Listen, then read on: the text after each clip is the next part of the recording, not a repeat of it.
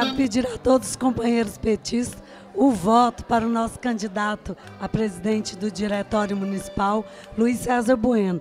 Luiz César Bueno é companheiro de luta, tem história dentro do nosso Partido dos Trabalhadores e com certeza já teve 2 administrações como presidente do Diretório Municipal e essa terceira vai coroar o trabalho tanto em nível nacional, elegendo a nossa presidenta Dilma, como em nível estadual, fazendo um governador, se Deus quiser, que será do Partido dos Trabalhadores. Então, votar no companheiro Luiz César é votar no PT, é votar nesse partido de luta.